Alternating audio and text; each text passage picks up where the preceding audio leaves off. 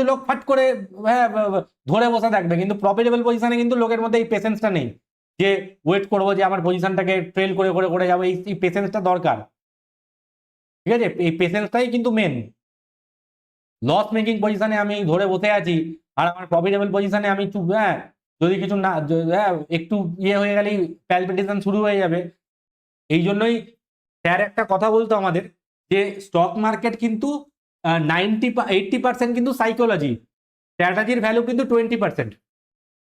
তো স্ট্র্যাটাজি আমি যাই শেখাই, যাই কিছু শেখাই, হ্যাঁ সেটা কিন্তু ভ্যালু অতটা নেই, কিন্তু ভ্যালু শুধু আছে শুধুমাত্র ইয়ের সাইকোলজি। 80% psychology, 20% strategy.